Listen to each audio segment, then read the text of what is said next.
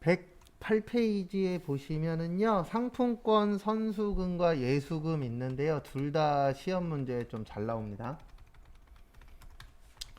그래서 일단 먼저 보실 거는 상품권 먼저 볼 거예요. 그래서 상품권에서 키포인트는 상품권은 상품권을 팔았다 그래서 돈을 버는 건 아니에요. 네, 돈을 벌긴 하지만 실제 매출이 되려면 상품권을 회수하고 물건을 판매해야 그때 실질적인 매출이 되는 겁니다. 그러니까 이게 무슨 뜻이냐면 대부분 저기 문화상품권이나 아니면 도서상품권이나 아니면은 마트 상품권 써본 적 있죠? 네. 그러면 우리가 그 상품권을 먼저 돈을 주고 삽니다. 뭐 선물을 받을 수도 있지만 어쨌든 선물을 받아도 돈을 주고 사야 되겠죠. 그러면 내가 그 받은 상품권을 가지고 그 교환할 수 있는 뭐 마트 상품권이야 만약에 그러면 마트에 가서 마트에 있는 물건하고 상품권하고 뭐 하죠? 교환하죠. 그러면 그때 마트에서는 매출로 잡는 거예요. 상품권만 팔았다 그래서 매출이 아니에요. 왜냐면 우리 회사는 상품권 파는 회사가 아니잖아요.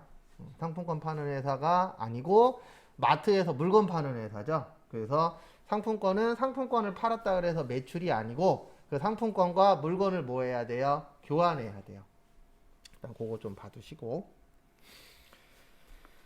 그 다음에 우리한테 진짜 중요한 건 예수금이에요. 왜냐면 상품권 같은 경우는 시험 문제에 나올 수는 있겠지만 우리가 일반적으로 가는 회사들은 상품권 쓰는 데들은 많아요, 적어요? 적어요. 대부분 그냥 물건을 사고 파는 곳들이 많지 상품권으로 사고 팔려면은 좀 어느 정도 규모가 있어야 되죠. 그래서 결론은 저희가 봐야 되는 거는 뭐예요? 예수금이에요. 무슨 금이요? 예수금. 그래서 예수금은 요거와 관련된 거예요. 원천징수. 그 다음에 4대 보험. 요것과 관련된 게 예수금입니다. 그래서 하나하나씩 설명은 드리도록 하겠습니다.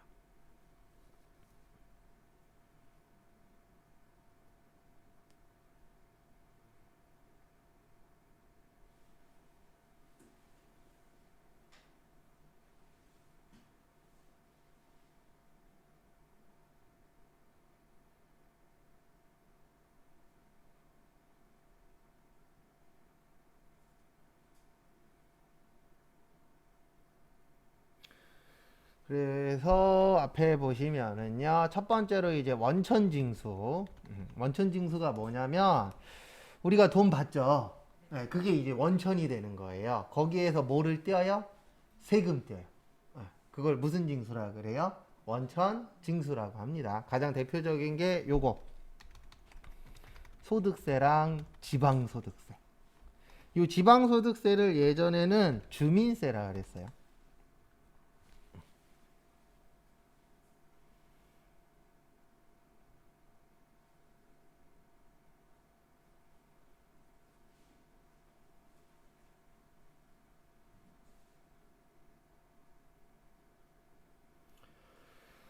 그래서 좀 더 부연 설명을 드리도록 하겠습니다. 그래서 우리가 월급 받을 때 월급을 다 받는 게 아니죠. 대표적으로 이제 돈 벌었으니까 국가한테 요거 내셔야 돼요. 무슨 세요? 소득세 내셔야 돼요. 그 다음에 국가한테만 내는 게 아니라 지방자치단체에도 내셔야 돼요. 그래서 무슨 소득세 내셔야 돼요? 지방소득세도 내셔야 되는데 옛날엔 주민세라 그랬어요. 무슨 세라 그랬어요?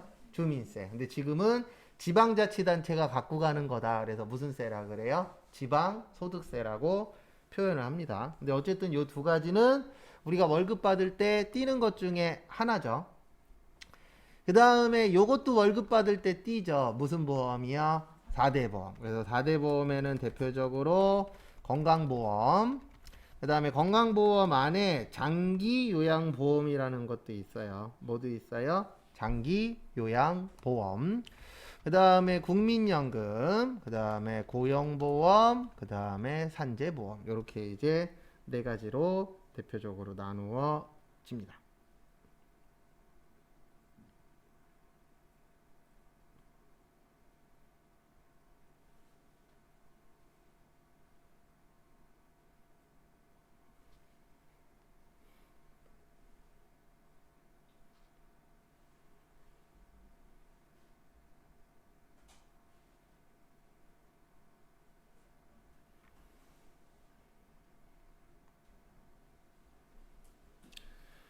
그래서 좀 더 부연 설명을 드릴게요. 우리가 월급 받을 때 건강보험 떼어요, 안 떼어요? 떼죠. 장기요양보험도 떼어요. 국민연금도 떼어요. 고용보험도 떼어요. 산재보험은 안 떼어요. 산재보험은 100% 회사 부담이에요. 누구 부담이라고요? 회사 부담.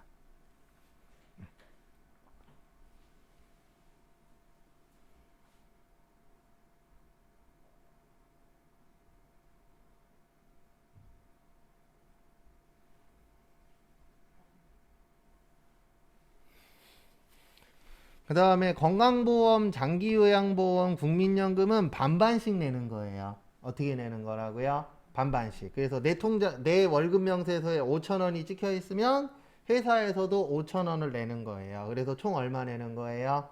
10,000원. 이렇게 내도록 되어 있습니다. 그래서 과거에는요, 4대 보험 내기 싫어서 4대 보험 신고 안 해주는 회사들도 있었어요. 지금이야 강제니까 하지만 예전에 강제가 아니던 시절에는 4대 보험 내면 어쨌든 회사에서 돈이 더 나가잖아요. 그러니까 그거 내기 싫어서 안 해주는 중소기업들도 실제 존재했습니다. 근데 요즘에는 5인 이상 사업장이면 다 가입하도록 되어 있어요. 그리고 이건 하나 알고 계셔야 돼요. 뭐는 하나 알고 계셔야 되냐면 회사를 다니실 때 무조건 상시 근로자가 5인은 넘는 데를 다니셔야 돼요. 왜냐면 법적으로 5인이 안 되는데 두세 명 일하는 데를 다니시잖아요. 그러면 근로기준법이나 이런 거에 대해서 보호를 못 받아요. 법이 너무 영세한 데까지는 못 해주거든요. 그래서 다니시려면 몇 인은 넘어야 돼요. 5인은 넘는 데를 다니셔야 법적인 보호를 받으실 수가 있습니다. 대표적으로 야간 근로수당 같은 거 있죠. 뭐 1.5배, 2배 주도록 되어 있잖아요. 법에. 예. 근데 그게 5인 미만 사업장이면 해당이 안 돼요. 4대 보험 가입도 해당 사항이 없어요. 그래서 다니실 거면은 5인은 넘는 데를 다니셔야 법적으로 보장을 받으실 수가 있어요. 그 다음에 고용보험 같은 경우에는 회사가 조금 더 내요. 근데 뭘 더 내냐면 지금 저희처럼 이런 교육 관련된 걸 회사가 조금 더 내고요. 저희가 내는 고용보험은 실업급여만 내는 거예요. 뭐만요? 실업급여만. 그래서 실업급여는 내가 낼 때 거기에 들어가 있는 거고, 그 다음에 회사에서도 실업급여 일부 내고, 그 다음에 이런 교육 관련돼서 좀 더 내도록 되어 있어요. 그래서 실제 고용보험은 반반이 아니에요. 누가 더 많이 내요? 회사가 더 많이 냅니다. 그리고 산재보험은 누가 더 많이 내요? 회사가 더 많이 내요. 왜냐면 회사가 내도록 되어 있어요. 그 다음에 이제 종종 보면 4대 보험에 대해서 안 좋게 얘기하시는 분들도 있는데 4대 보험 좋은 제도예요. 우리나라는 잘 되어 있는 편입니다. 특히 요게 대빵 잘 되어 있죠. 뭐요? 건강보험. 이번에 코로나도 봐요. 코로나. 미국 얘기 들으셨잖아요. 미국 뭐 한 번 걸리면 5천만 원에서 1억씩 나간대잖아요. 왜냐면 미국 같은 경우에는 건강보험도 돈이 있는 사람들만 들 수 있어요. 일반적인 사람은 못 들어요. 비싸서. 왜냐면 국가보장이 아니기 때문에 사회보장 회사에 가입해야 되는 거기 때문에 건강보험료가 되게 비싸요. 근데 우리나라는 건강보험료도 저렴하고 그래서 이거는 없어져야 될 것 중에 하나인데 외국에 있는 우리나라 동포분들이 아플 때 의료비가 비싼 나라에서는 우리나라로 와서 받고 가시는 분들도 실제 비일비재 했었죠. 근데 왜 그랬어요? 우리나라가 훨씬 더 저렴하니까. 그래서 저기 뭐지? 미국은 911이라 그러잖아요. 그거 타고 병원만 가도 길이가 좀 되면 막 50만 원에서 100만 원 나온대요. 차량 이용료만. 근데 우리나라는 그렇게 많이 안 나오잖아요. 그래서 우리나라는 이런 부분은 좀 잘 되어 있어요. 근데 뭐 다 잘 되어 있는 건 아니지만 앞으로 좋아지겠죠. 근데 어쨌든 이렇게 월급 받을 때 세금 떼는 것들이 있죠. 그거를 다 합쳐서 무슨 금이라 그래요? 예수금이라고 합니다. 근데 이거는 공부할 때 되게 많이 나와요. 그리고 꼭 할 줄 아셔야 됩니다. 왜 할 줄 알아야 돼요? 한 달에 한 번씩 뭐 주죠? 월급 주죠. 네. 근데 그런 건 걱정하지 마세요. 아우, 저 회사 가면서 못하면 어떻게 해요? 그런 거 걱정할 필요가 없는 게 한 달 전에 월급 준 거 있어요? 없어요? 있어요. 거기에서 숫자만 바꾸면 돼요. 맞잖아요. 그렇죠. 컨트롤 C, 컨트롤 V가 있잖아요. 우리에게는. 근데 그건 있습니다. 컨트롤 C, 컨트롤 V도 뭘 알아야 할 수 있어요. 왜냐면 무조건 그거 그대로 갖고 오면 맞는 건 아니니까. 그 다음에 109페이지. 그리고 지금 했었던 얘기들은 앞으로 또 해요. 근데 이제 나중에 할 때는 지금보다는 속도가 조금은 빠릅니다. 109페이지 보시면 채권의 뭐요? 대손.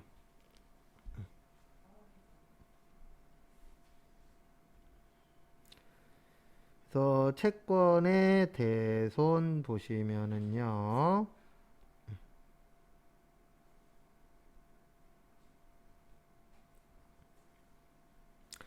대손의 뜻이 뭐냐면은요. 돈 못 받는 것을 대손이라고 해요.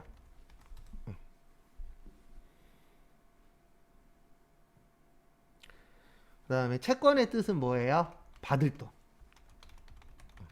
그래서 채권의 대손은 받아야 되는데 받았다 못 받았다 못 받았다가 되는 겁니다.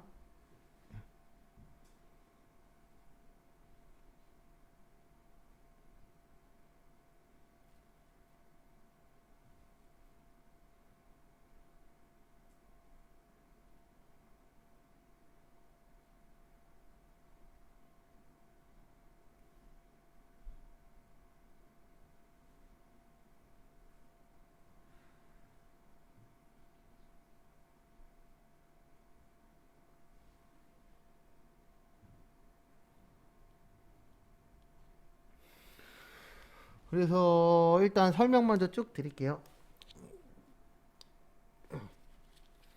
우리 회계는 못 받을 거에 대해서 준비하라고 되어 있어요. 그거를 대손충당금이라 그래요. 뭐라 그런다고요? 대손충당금. 그래서 아까 제가 대손의 뜻이 못 받는 돈이라 그랬죠? 충당의 뜻은 준비하는 돈이에요. 그래서 충당 나오면 준비하는 거예요. 무조건. 그 명칭 자체가. 그래서 우리 앞으로 공부할 때 요것도 있어요. 퇴직급여 충당부채라고. 뭐라고 있어요? 퇴직급여 충당부채. 요거의 뜻이 뭐예요? 퇴직금을 주기 위해서 뭐 하는 돈이에요?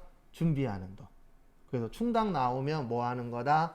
준비하는 거다. 그리고 아파트 사시는 분들 있으시죠? 아파트 사시는 분들, 저도 빌라 사요. 네, 근데 아파트 사시는 분들 보면은 그 관리비 고지서 있죠? 거기에 보면은 요렇게 쓰여 있는 게 있어요. 장기수선 충당금. 여기 충당 들어갔잖아요. 장기의 뜻이 뭐예요? 1년보다 뭐하다? 길다. 수선의 뜻은요? 고치는 거. 그래서 단기적으로 고장 안 나고 나중에 고장 나는 것들이 있어요? 없어요? 있어요. 대표적으로 우리가 많이 타고 다니는 엘리베이터.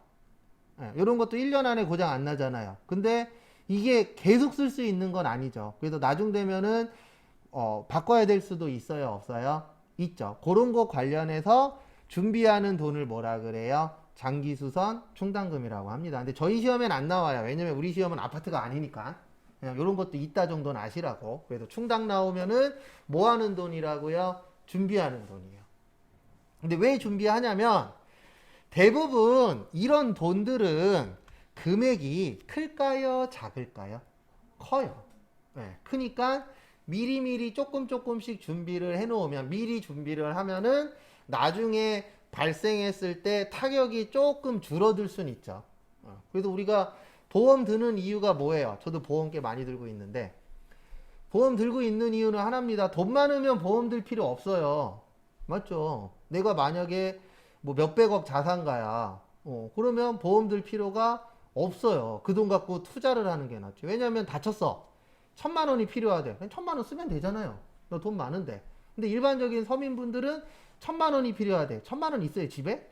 있을 수도 있지만 없는 경우들도 있겠죠. 저도 없어요. 그러면은 보험에 들어 있으면은 그 1,000만 원에서 일부를 혜택 받을 수 있어요, 없어요? 있죠. 그래서 우리나라 같은 경우에 건강보험에서도 혜택 주고 뭐 따로 보험 들고 있으면은 수술하거나 그러면 돈 나오잖아요. 그런 거 갖고 이제 혜택을 받아서 하는 거죠. 그래서 미리미리 준비하면은 타격받는 게 조금 더 뭐예요? 적은 거죠. 근데 일단 우리 공부할 때는 요 두 개만 나와요. 퇴직급여 충당부채랑 그 다음에 대손 충당금 요 두 개만 나옵니다. 얘는 안 나와요. 장기수선 충당금은. 그래서 대손 충당금 나오면 우리가 일단 기억해야 될 거는 보충법. 무슨 법이야? 보충법. 보충의 뜻이 뭐죠? 보충한다. 모자른 거 뭐 한다? 채워준다. 그래서 그걸 무슨 법이라 그래요? 보충법이라고 표현을 합니다. 그 다음에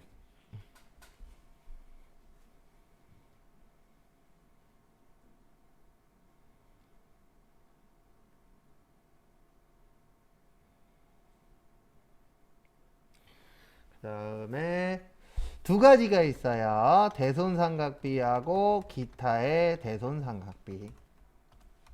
그래서 대손삼각비는 요거에만 쓰는 거예요. 매출채권. 무슨 채권이요?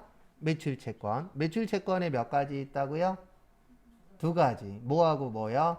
외상매출금하고 받으러. 그러니까 이런 게 빨리빨리 기억나시면 이해하는데 조금 더 빠른 거예요. 그리고 문제물을 맞출 확률이 좀 더 올라가는 거고.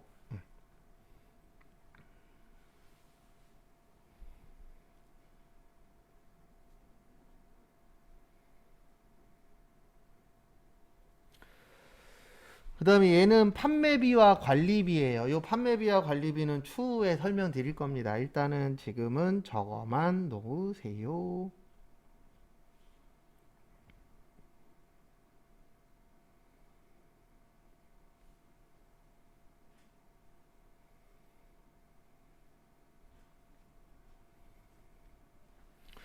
그 다음에 기타는 매출 채권이 아닌 거예요. 그래서 대표적으로 대여금이나 미수금이고 영업과 관련 없다.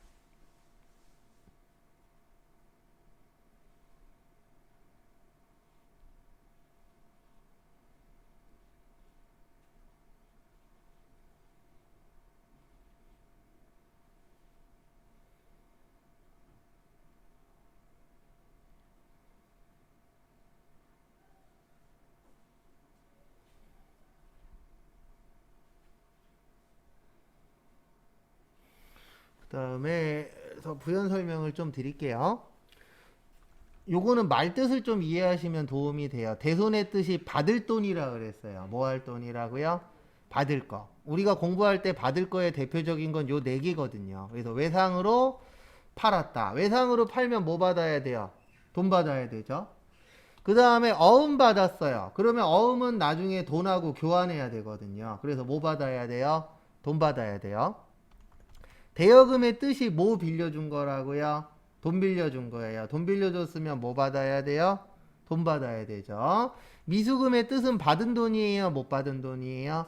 못 받은 돈이에요. 그러면 뭐 해야 돼요? 돈 받아야 되죠. 근데 위에 거는 판매와 관련이 있을 때 쓰는 거예요. 밑에 거는 판매와 관련이 없는 거. 그래서 우리 회계는 기본적으로 나눌 때 1년보다 기냐 짧냐 이렇게 나누는 경우도 있고 판매와 관련이 있느냐 없느냐 이렇게도 나눕니다. 근데 왜 판매가 중요하냐면요.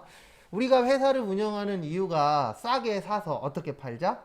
비싸게 팔자가 대부분 회사의 주목적이잖아요. 이런 회사는 없잖아요. 비싸게 사서 싸게 팔자. 그럼 망합니다.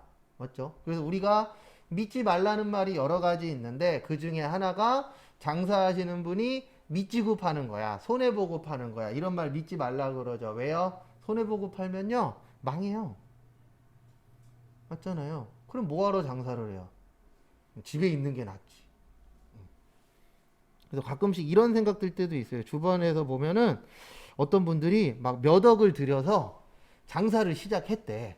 근데 지금 타이밍이 아니잖아요. 그냥 그 돈 갖고 집에서 쓰는 게 훨씬 더 어때요? 나을 수도 있어요. 근데 사람들이 욕심부려서 그래요, 다들. 내가 만약에 한 10억이 있어. 그러면 그 돈 갖고 그냥 조금씩 써도 살 수 있어요, 없어요? 있어요. 근데 사람들이 이제 요 10억을 몇 억으로 만들고 싶어요? 20억. 20억이면 50억. 50억이면 100억. 근데 이런 게 늘리기가 생각보다 쉬워요, 어려워요? 어려워요. 왜냐면 그걸 늘리려면은 대부분 도박을 해야 되거든요. 근데 그 도박이라는 게 뭐 그런 도박 말고 뭐 집을 산다든가 아니면 뭐 주식을 산다든가 이런 방법밖에 없잖아요. 솔직히 돈 늘리는 방법이. 아니면 장사를 한다든가 근데 솔직히 장사도 도박입니다. 당연히 장사하시는 분들은 다 잘 될 거야 라고 생각하지만 다 잘 되면 여러분들도 여기에서 격리 직원 준비할 필요가 없죠. 뭐 해야 돼요? 장사해야죠. 근데 왜 장사 못 해요? 일단 돈이 없어. 예. 근데 돈이 있어도 자신이 없잖아요. 왜냐면 이게 뜰지 안 뜰지 아무도 몰라. 뭐가 잘 될지도 모르잖아요. 언제 어떻게 될지 모르는 시대니까, 시대 자체가. 그래서 저는 장사도 도박이라고 생각해요. 그래서 장사 잘 돼서 돈 버시는 분 있어요. 근데 장사 잘 돼서 돈 버는 사람보다 장사 안 돼서 돈 있는 사람이 훨씬 더 어때요? 많아요. 주식해서 돈 버는 사람 있어요. 근데 주식해서 돈 버는 사람보다 돈 있는 사람이 훨씬 더 어때요? 많아요. 주식해서 돈 벌려면은요, 매일매일 주식 생각만 해야 돼요. 아침에 일어나서 저녁에 잘 때까지. 그렇게 해야 돈을 버는 거지. 그냥 뭐 누가 이거 된대 그렇게 해갖고는 따도 운이 좋은 건데 더 큰 문제는 뭐냐면 그게 본인들 실력인 줄 알아요. 그래서 돈을 따잖아요. 거기에서 멈춰야 되는데 멈추지 않고 더 하는 거죠. 그러니까 돈을 일반적인 그 분들이 뭔가를 해서 돈 벌기가 힘든 게 그런 것도 있어요. 뭘 알아야 돈을 버는데 운도 실력이라고 생각하시는 분들이 생각보다 많거든요. 근데 운도 실력이란 말이 맞기는 한데 100% 맞진 않아요. 예. 참고로 작년에 주식하신 분들은 올해 돈 다 벌었습니다. 맞죠? 왜냐면 올해 많이 올랐잖아요. 작년에는 떨어졌다가. 근데 그런 분들이 대부분 또 자기 실력인 줄 알고 아마 주변 분들한테 그 얘기하고 있을 거예요. 나만 따라오라고. 근데 위험한 행동입니다. 그런 거 되게. 그래서 교재 보면서 부연 설명 좀 드릴게요. 거기 보시면 채권의 대손. 대손이란 고객의 채무 불이행으로 거기에다 밑줄 치세요. 수취 채권 등을 받을 수 없게 되었을 때. 그래서 결론은 돈을 받는다, 못 받는다, 못 받는다.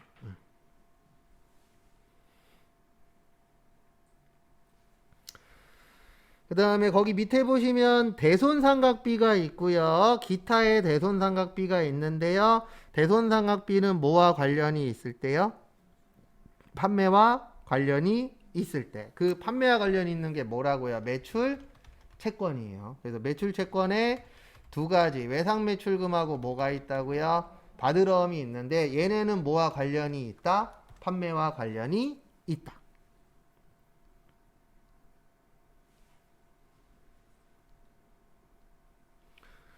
그 다음에 다음 거 보시면은요. 기타의 대손상각비는 영업 외 비용이라고 거기 써 있어요. 뭐라고 써 있어요? 영업 외라고 써 있죠.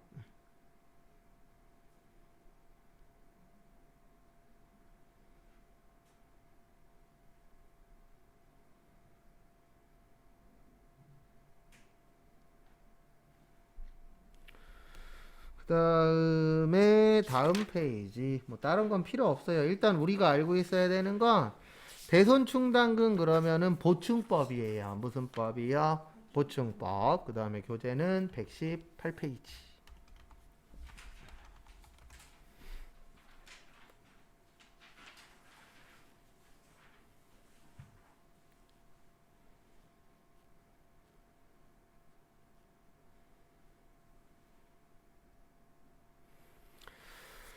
그래서 요번에 보실 거는 재고자산인데요. 일단은 앞에 먼저 보세요. 정리 먼저 할게요. 그래서 무슨 자산 보실 거예요? 재고자산 볼 거예요. 무슨 자산이요? 재고자산. 재고자산은 판매 목적으로 가지고 있는 자산이에요. 무슨 목적이요? 판매 목적.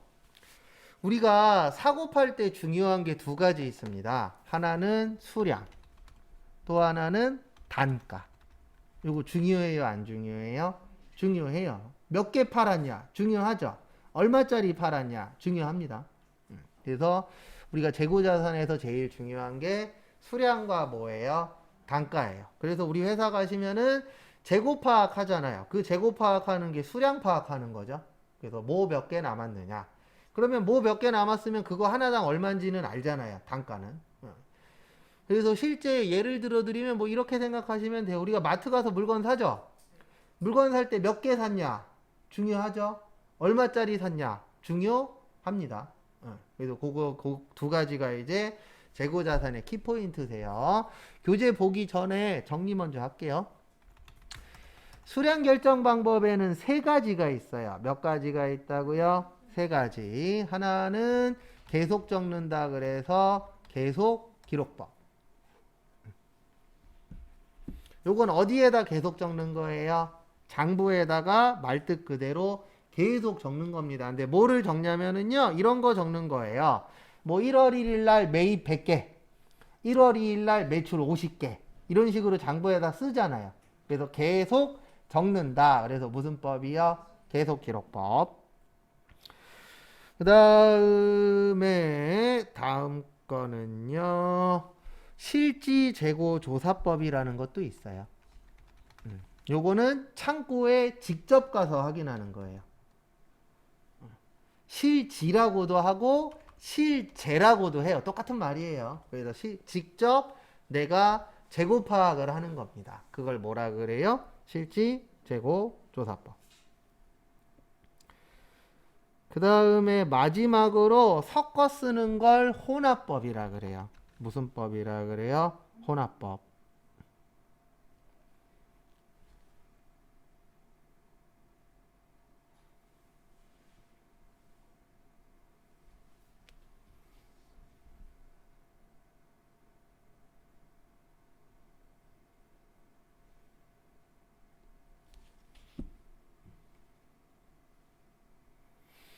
그래서 혼합법의 뜻은 장부랑 실제랑 섞어서 쓰는 거예요.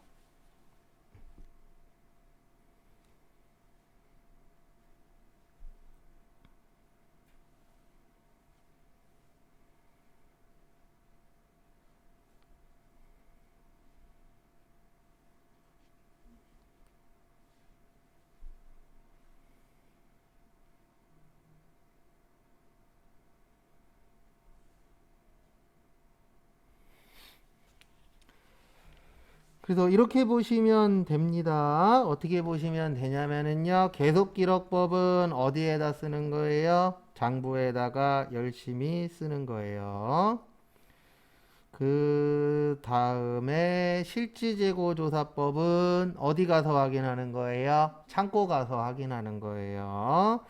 그 다음에 두 가지를 섞어서 쓰는 걸 뭐라 그래요? 혼합법이라고 표현을 합니다. 그리고 참고하시고. 그 다음에 수량 다음에 단가 중요합니다. 뭐 중요해요? 단가. 그래서 하나씩 계산하는 걸 개별법이라 그래요. 무슨 법이라 그래요? 개별법. 그래서 개별법의 특징은 정확해요. 뭐하다고요? 정확해요. 근데 왜 정확하냐면은 몇 개씩 계산하니까 하나씩. 그래서 우리가 여러 개 계산하는 게 편해요? 하나씩 계산하는 게 편해요? 네, 하나씩 여러 개를 한 번에 계산하는 게 편해요? 하나씩 계산하는 게 편해요? 한 번에 하는 게 편하긴 합니다. 그래서 개별법의 장점은 정확은 해요. 네, 근데 우리가 뭔가를 정확하게 하려면 편해요? 불편해요? 불편해요. 그게 단점입니다. 그러니까 이렇게 생각하시면 돼요. 대청소 좋은 거 알죠? 네, 왜냐면 청소하고 나면 가장 깨끗하니까. 근데 자주 해요? 자주 못해요? 자주 못해요. 왜요? 한 번 하면 좋은 건 아는데 한 번 하려면은 편해요? 불편해요? 불편하니까. 그래서 개별법도 가장 좋은 건 맞는데 단점은 뭐예요? 좋기는 하지만 시간이 오래 걸려요. 그 다음에 아마 알바 해보신 분들은 많이 들어보셨을 건데요. 선입선출법. 무슨 법이요? 선입선출법. 선입선출법의 뜻이 뭐예요? 먼저 들어온 거 어떻게 한다? 먼저 나간다. 그래서 대부분 알바하실 때 뭐 편의점 알바하면은 대부분 선입선출법으로 물건 진열하잖아요. 그래서 옛날 거 먼저 앞에다 놓고 최근에 건 어디에다 놔요? 뒤에다 놓죠. 그걸 무슨 법이라 그래요? 선입선출법. 왜냐면 대부분 사람들이 앞에 거 먼저 빼가죠. 특히 급하신 분들. 그 다음에 후입선출법이라고 있어요? 없어요? 있어요. 그래서 후입선출법은 뒤에 있는 걸 먼저 빼가는 거예요. 그래서 우리가 유제품 같은 거 살 때, 우유 같은 거 살 때 보면은 대부분 이런 행동 많이 합니다. 앞에 거 한번 보고 뒤에 것도 봐요, 안 봐요? 봐요. 그리고 대부분 뒤에 거 들어요. 왜요? 뒤에 게 날짜가 많이 남았으니까. 대부분 새 제품이 뒤에 있는 경우가 훨씬 더 어떻죠? 많죠. 그래서 뒤에 거 먼저 팔면은 후입 선출법. 앞에 거 먼저 팔면은요, 선입 선출법. 이렇게 나누어집니다. 그래서 대부분 회사에서는 선입 선출법으로 팔려고 하고요. 그 다음에 대부분 소비자는 어떻게 하려고 그래요? 후입 선출법으로 뭐 하려고 그래요? 살려고 해요. 왜냐면 소비자 입장에서는 새 거를 갖고 싶고 회사 입장에서는 옛날 걸 먼저 뭐 하고 싶어요? 팔고 싶고. 그 다음에 평균 내는 방법을 가중평균법이라 그래요. 무슨 평균법이라 그래요? 가중평균법. 여기에다가 계속기록법을 쓰면 요걸 이동평균법이라 그래요. 그 다음에 가중평균법에다가 실지재고조사법을 쓰면 요거는 총평균법. 이렇게 이제 나누어집니다.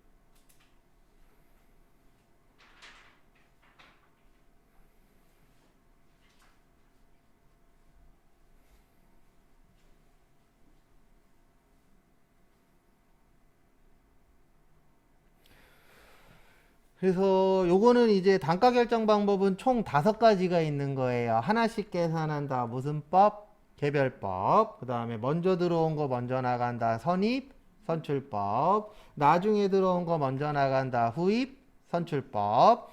그 다음에 평균법에다가 계속기록법 쓰면 이동 평균법. 그 다음에 실지재고조사법 쓰면 총평균법. 이렇게 5가지가 있는데요. 좀 이따가 제가 선입선출법 어떻게 하는지, 후입선출법 어떻게 하는지, 이동평균법이 뭔지 한 번씩 보여드릴게요. 근데 왜 한 번만 보여드릴 거냐면 저희 시험에 계산 문제가 잘 안 나와요. 말로 잘 나와요. 계산보다는 말장난. 근데 참고로 사람들마다 틀립니다. 어떤 분은 말장난을 싫어하고 어떤 분은 또 말장난을 사랑하고. 그 다음에 우리나라가 현재 물가 뭐 하고 있죠? 상승하고 있죠. 물가 상승 시에 매출 원가만 후입선출법이 크고요. 나머지는 선입선출법이 커요. 요건 이제 답 맞추기 위한 거. 근데 저희가 쪽지 시험 보는 것들은 다 뭐 맞추기 위한 거예요? 답 맞추기 위한 거예요. 더도 덜도 없어요. 왜냐면 일단 시험 봐서 합격을 해야 되니까 1차적으로.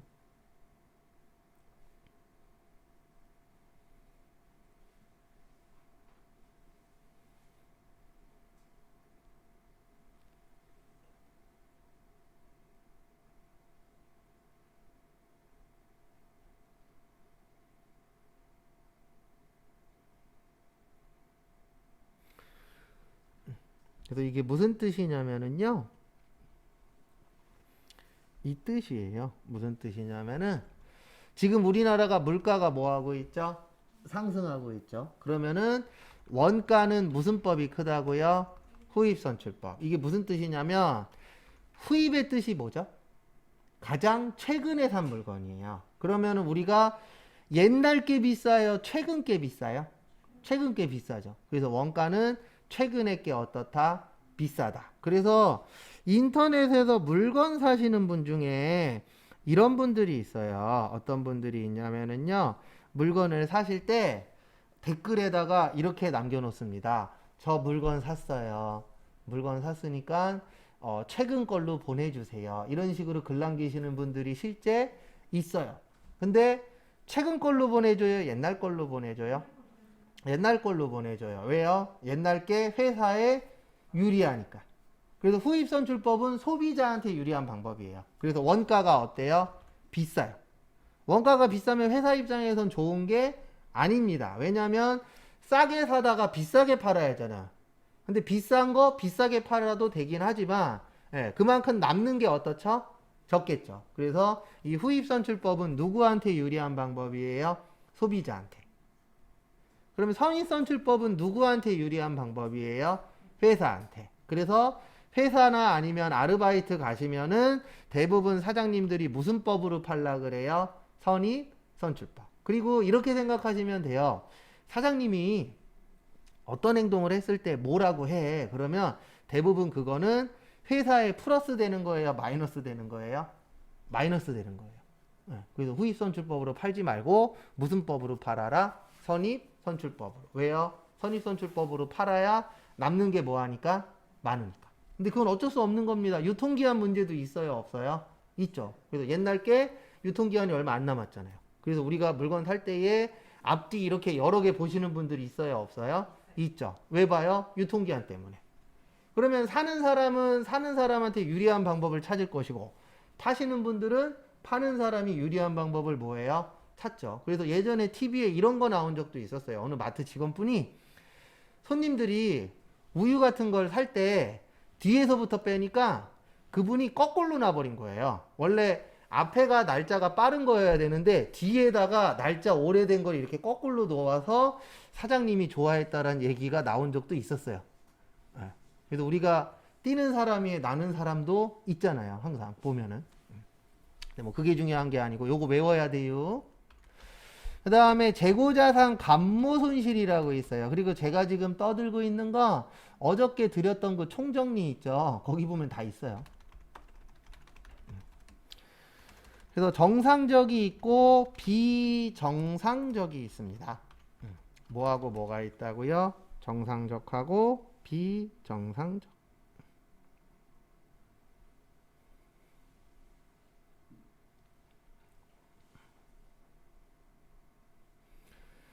그래서 보시면은요. 간모의 뜻이 뭐냐면은요. 수량 부족이에요. 무슨 부족이요? 수량 부족.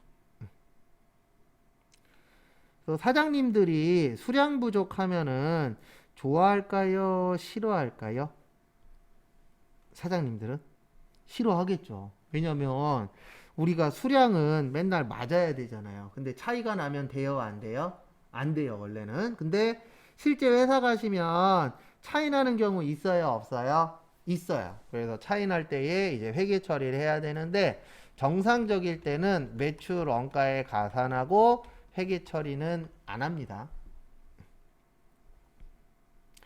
그리고 매번 설명드리지만 초반에는 좀 그게 있어요. 초반엔 좀 암기 위주로 제가 좀 설명을 드릴 겁니다.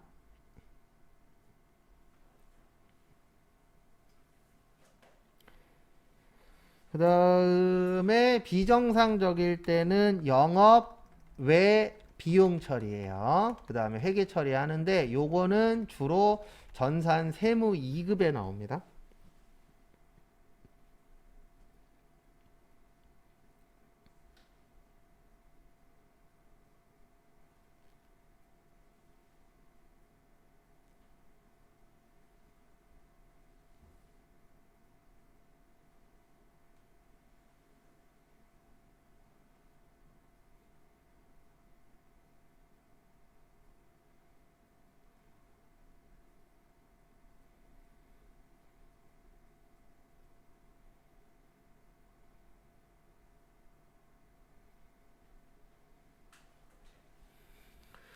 그래서 정상적이냐 비정상적이냐에 따라서 나누어지고요. 하나만 더 정리하고 쉬었다가 이제 내용 하나씩 볼게요. 재고자산 평가 손실이라고 있는데 요거는 저가법 쓰도록 되어 있고요. 매출 원가.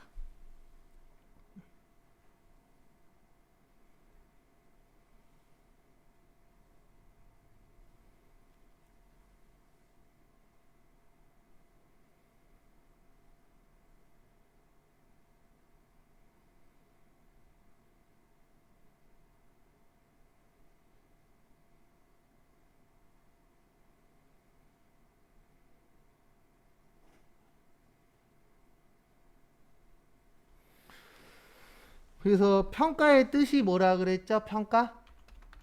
뭐 맞추는 거요? 돈 맞추는 거. 뭐 맞춘다고요? 돈 맞추는 거. 근데 매번 맞추지 않는다 그랬어요. 1년에 몇 번 맞춘다 그랬어요? 한 번만. 예. 결산 그러면 몇 월 며칠이라고요? 12월 31일. 그래서 여기까지 일단 보시고요. 잠깐 쉬었다가 4시부터 저기 118페이지에 있는 거 교재 보면서 설명드리도록 하겠습니다.